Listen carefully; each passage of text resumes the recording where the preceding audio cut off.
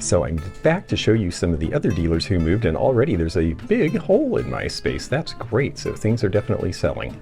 Look what else is missing. It's the music stand. That's fantastic. Well, I'm so pleased that sales are off to a good start. It seems like it's been a really good move so far. I've reshuffled a few things around to fill in. We're going to take a look around the mall now and see what other things have come over from the other place and how this consolidation is working, because they had to expand here to accommodate it, and there's a whole big section in the back I've got to show you.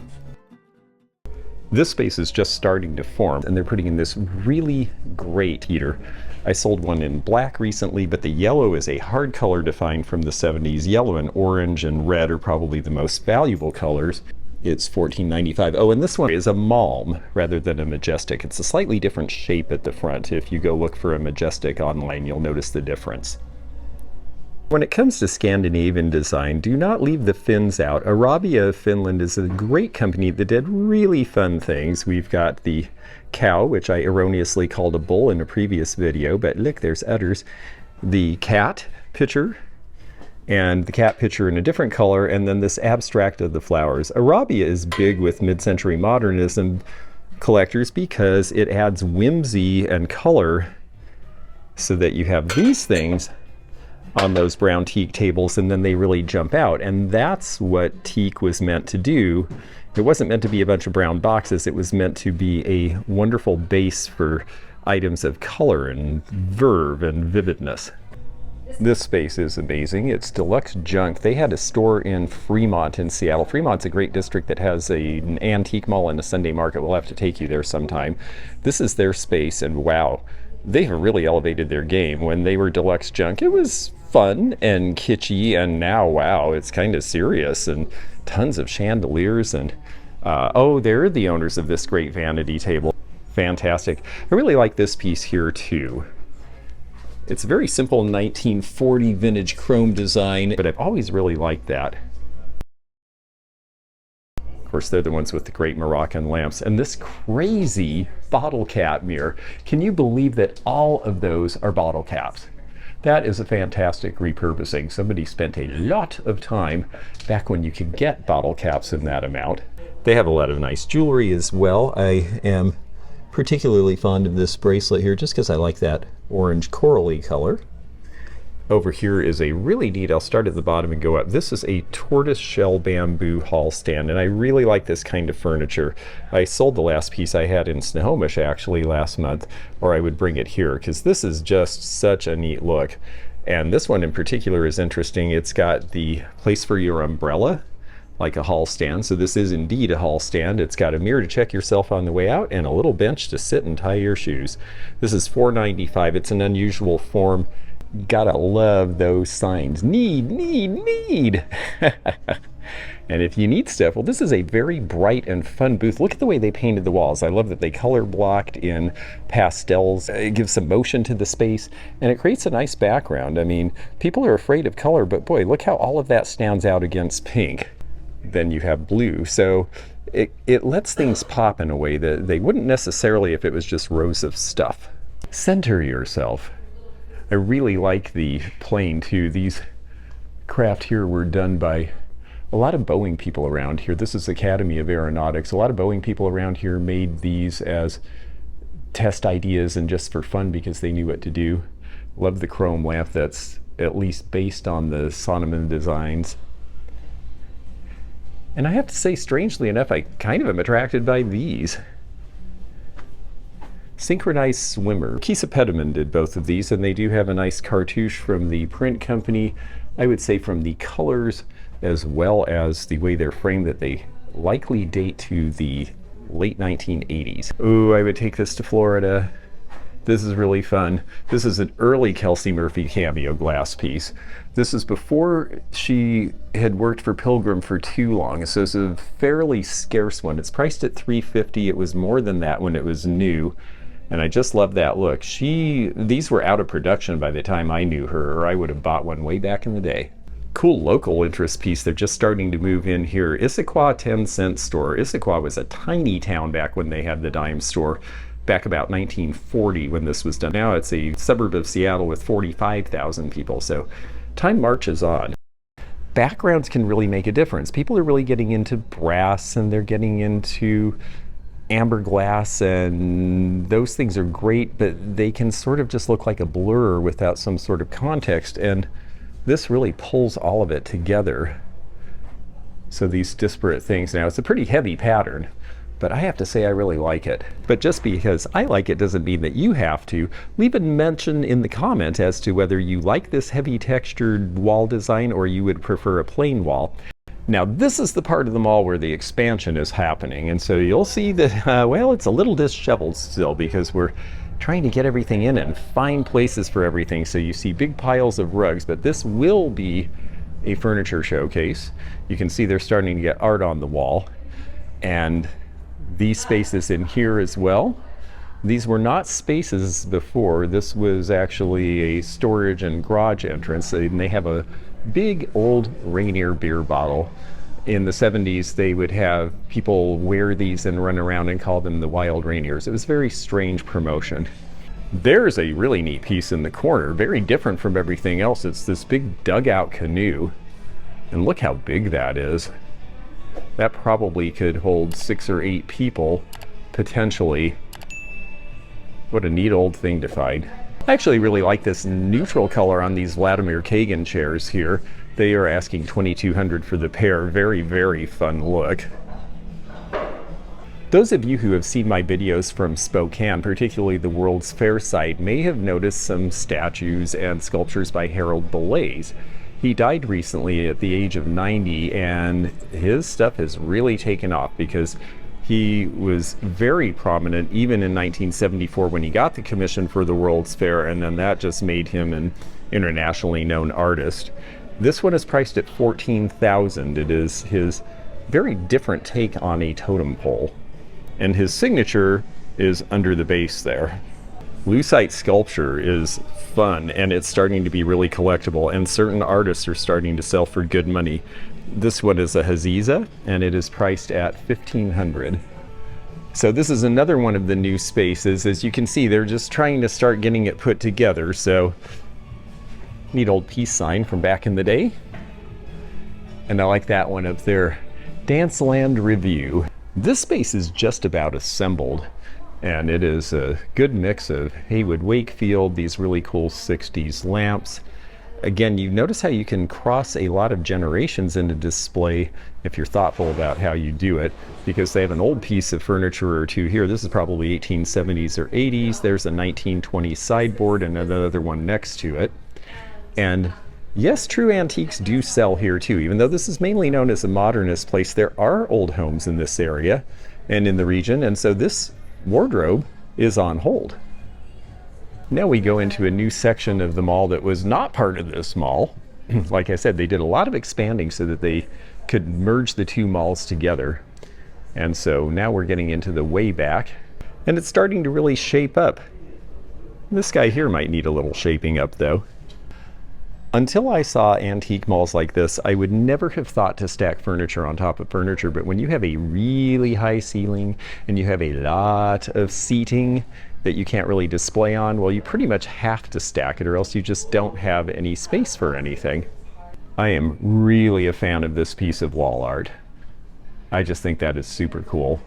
Moving in is still a work in process, as you can tell. I was fortunate in that my space just sort of fell together really easily, but I'm not dealing with a lot of big furniture. The big furniture dealers, well, it's going to take them a little bit more time. The white wire chairs there are Portieux, and they can be used inside and outside because if they get worn, you just have them powder coated again. And we have this teak table with a very basic Stark style that could be really useful in a lot of applications. Well, it's on hold. And it looks like it's somebody from out of town. We get a lot of people through here from California and Oregon and other parts of the West Coast as well. I have always liked this golden glow color. This is Bauer ringware from about 1930. I just always have liked this variegation and this rust-colored glaze.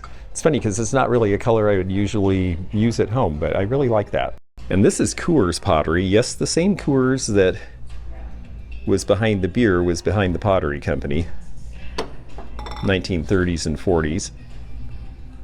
Oh, I like the way the 1930s Sears cattail looks on this 1960s orange and white table there. That's pretty neat. What turns you on? Well, if you have a really big reach, you could turn on those lamps. This one's especially fun. These are the kind of lamps I see very inexpensively going out of houses in Kentucky now, and they're going to urban areas. This space is a lot of fun to me because it has a very Hawaiian / Polynesian feel to it. There's some great 1940s and 50s painting, this really fun Dole pineapple map, which I had once before, not framed. They have 225 on it in the frame. It shows all of the islands. This is from about the 1950s.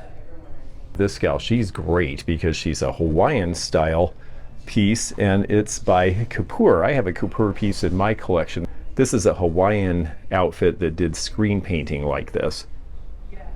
I like the anthurium leaves, and you get more of them over here because they have a whole bunch of the Santa Anita Hawaiian flowers. This is a really fun dinnerware pattern. Hawaii became very much in people's consciousness during the Second World War. If you don't know your flowers, well, this is one way to learn. The prices used to be really, really high on this. Now we're looking at about $14 on a plate and maybe $5 or $8 on a cup and saucer. So very reasonable to start collecting now. And these are really cool. These are totem pottery out of Port Orchard, Washington. Port Orchard's right across the water from Seattle. It's the county seat of Kitsap County, where I grew up. And totem pottery operated in the 60s and 70s. And there is a local following for them. And I have to say $38 for 4 of these is really a very good price. String art is another one of those home craft things that I think are going to be the primitives of the future. Somebody really went to a lot of work. They got their frame, they got their piece of velvet, they got their copper wire and their brass wire, and I think you could buy forms to follow with these, but you could also just make them up yourself if you were creative, and a lot of people were back then. This is Tiffin glass, and it was made for Franciscan. They did a lot of different colors. The brown is to go with the Madeira, and I think the Hacienda gold pattern, although you could also get them in a gold for that. My favorite are the purple, and I have a bunch of the purple that I need to bring in here when I can get to that part of my storage. I have to look at the prices on the flamingos. $75 for this one. You could get it with a metal bale as well. This one is a planter, which is nice, and they have that at $75. And you know, those are retail prices, but they're not unfair prices. Not these days. Not seeing a lot of flamingos out there. They're starting to get this space going. You see some Dayglow early 70s animals there. This is lucite, $35, or acrylic actually. The way you can tell, if you pick this up, this is a Van Thiel sculpture, and Hivo Van Thiel was a designer. You see a lot of Van Thiel in Florida. I have lamps by him. It's heavy. You pick this up, it's much lighter, much less dense. That's the difference between acrylic and lucite. Comics and records are things that sell to urban collectors now, and it's really cool to have some of these in here. We see a lot of people under the age of 40 in this mall, so it's good to have things for a broad assortment of folks. They show this as orange glaze vase, but I recognize this very, very bright orange color in ceramics, especially when mixed with these greens and golds, is California Originals. Sometimes it's marked on the bottom, sometimes they have a paper tag, a lot of times those are long gone. This is from the late 60s, early 70s, and it's just such a bright orange glaze. I actually really enjoy it. It's very strong, and only $18. That's actually a pretty good price. Of course, we're in the Northwest, so we're going to see 1980s and 90s starting to come into the vintage market. This is only $49 now. I suspect in the future it'll be a lot more because it was easily $100 more of that when it was new in 1995, and it is dated. So there are bargains to be found in places like this. Not everybody knows everything. They just got it. It was cheap. It was cool. It was the era they stuck it in here. They didn't know who made it. They didn't realize it was more significant. They got a bunch of them at the same time, and they just want to narrow down the number that they have, and they don't want to store a bunch of back stock. You know, there are different motivations for how dealers price. So don't assume that because a mall is high end and that a lot of the stuff is designer and priced accordingly that you're not going to be able to afford to shop there. Give it a chance and test yourself. You might know more than you think. The paper mache mask of Stalin from about 1940 is something I have never seen before. That is pretty incredible. Priced at $6.95. We have a doll quilt with the good luck symbol from Sanskrit and from Native American days. This is before the swastika became appropriated by the Nazis. This is priced at $3.25. It is a tiny little doll quilt, and it is a very scarce piece. This one is an Alan Herschel cast metal piece from an old carousel. Herschel did the big carousels like the one in Spokane that I showed you recently in a video from there. This is really interesting. This is a salesman's sample. This is a little desk here, $695. True salesman samples tend to sell really high. People tend to call anything that's miniature a salesman's sample, even though a lot of stuff were things that were made by people for their daughters as doll furniture. It seems like dealers like to say anything that's a miniature is a salesman's sample, but this really is, because there was no way to haul this big heavy metal desk around back in the 1950s to show people. This is another really interesting thing. This is a pattern, a Takan carving, and it's a pattern to build a papier-mâché shell around. That is something really different. This dealer gets really interesting things. Not the things you usually see. I like this folk art sort of modified horseshoe with the woman's picture in it. Even this silly thing where they did the woven basket around popsicle sticks. I mean, it's folk art. It's one-of-a-kind stuff, and I really enjoy that. This piece is really nice, the 1880s marquetry lap desk with all the inlays and the mother of pearl around the key escutcheon. You would open that up and you'd have all the things you needed to write letters on while you were traveling by train. There's a large Norwegian contingency, actually a large Scandinavian contingency in Seattle. A lot of Scandinavians came here in the late 1800s and early 1900s. I lived on Paulson Road, for example, near Paulsbo, and that's a Norwegian town. And this is a Norwegian bride's box from 1864. It's priced at $9.95. This is a beautiful piece of early Russian lacquerware. Russian lacquerware, we see a lot done in the 1990s when things opened up and we were able to access it, but it was done for centuries, and mainly for the very wealthy by the very poor, which is part of the reason for the Russian Revolution. This lacquer box has Ivan the Terrible looking at Vasilisa Fedoskinko while she sleeps. And that one is priced at $4.25. All hand painted, should date to somewhere around the turn of the last century. Must admit, I still covet the large genie bottle. I would love to find one in rosé, but boy, this orange color is pretty great too. Priced at $12.50. The big Blenko stuff is going through the roof, just like all the big art glass from that period. And that means that this sea green decanter at $3.95 is maybe not a bad deal, but people really right now seem like they pay the most for the hot colors, like this one, the floor decanter, that's $1,200. I like this one because it has the twist stopper in it. They did paperweights with these twists in it too, the air twist, right about 1970, and this decanter was part of that era as well at $3.99. And then this is just a fun shelf. Dream Pets, priced around $15 each, which I think is a pretty good price, especially because there's some unusual ones. The camel we don't see, definitely not used to seeing the stork with their delivery. There's a couple of carved totems there, and a couple of the Christ Psycho ceramics with those rhinestone eyes and those doleful looks. Very collectible from late 50s Japan. There is your mark for Psycho ceramics. And this one's $50. I think they're both $50 each.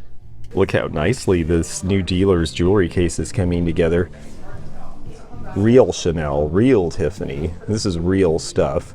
Fendi. I'm very fond of this 18 karat and amethyst pin. It seems custom made. I think that's from about 1910 looking at the design. It's priced at $1,200. This is a fun group of coral and coral looking pieces. The yellow piece there is actually a Miriam Haskell, priced at $250. That's a different color and style for her.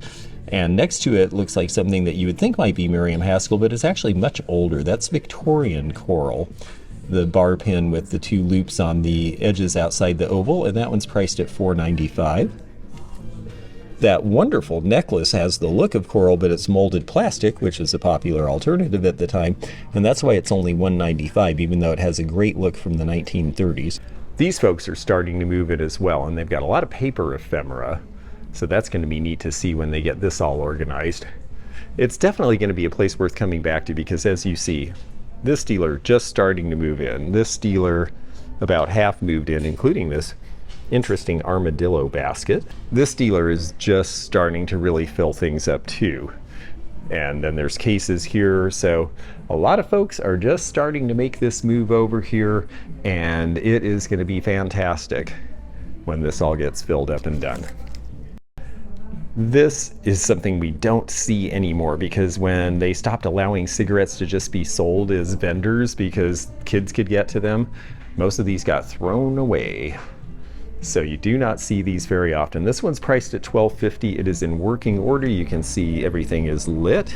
If you're one of these people, or if you have kids who just hate their food touching, get grill plates. They have dividers in them. You can separate the vegetables from the meat, from the potatoes. Everyone is happy. They clean and stack and work just like regular plates.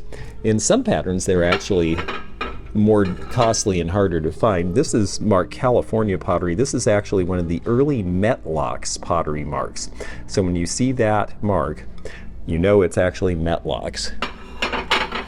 And another paper dealer who's getting started here, they've got a lot of postcards in stock, and it looks like room to grow. These 1980s mirrors, at least in this market, are selling. Every time I get one like this now, it's selling.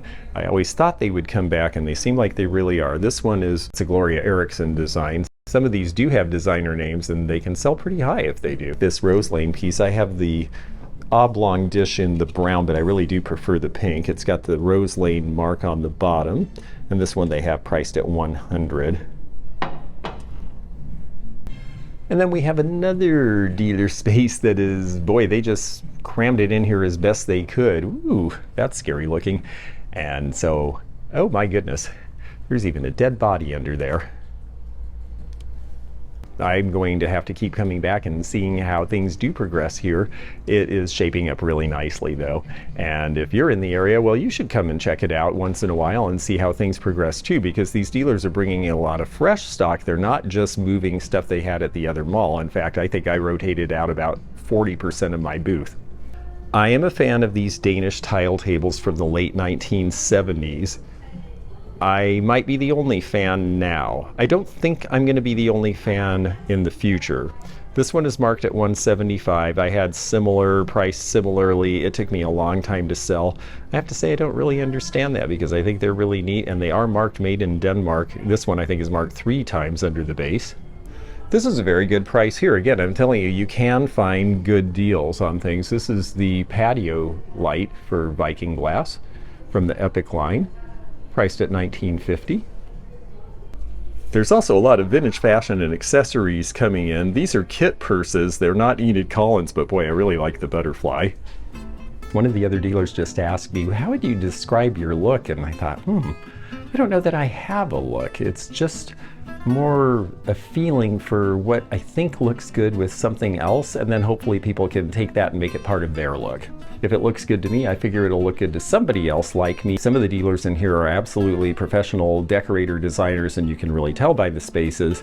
And then some of us just know serious collectors and what they like, and then we put a look together out of that. And yet, lest we forget as we talk about, bargains and things you can find, this is a designer decorator mall, and if you are into really good mid-century design, you are going to find some really great mid-century design here. We just had a little business meeting at this table. This is a molar, and this is rosewood. Look how beautiful that wood is. And it's got such a great tone and grain, and it is very popular right now in furniture and sells for big prices. And then these are just amazing. They're Robert Maxwell, who was one of the designers involved with Pottery Craft, but he was mainly his own guy. But he worked with David Cressley on these. And these are from about 1970. These are for Earth Gender. And then this one is an early example of the sombrero planter by Malcolm Leland, done for architectural pottery. All of these pieces are in the $5,000 to $10,000 range. This is serious pottery. And of course, anybody who knows about architectural pottery of Los Angeles knows how desirable their pieces are. But these Maxwell ones you just never see either. In fact, when I interviewed him for the Treasure Craft Pottery Craft book at his home, he did not have any of these. Love these Italian spaghetti critters. Aren't these fun? All ceramic, all from about 1970. The poodle is just great. What a face. Kitty cat here. These have the little Box Italy ink stamp. And I typically see prices above 50 and below 100 on most of these. Pull up a table and sit down. This is a great chaise lounge. That looks like it'd be really comfortable and just body conforming.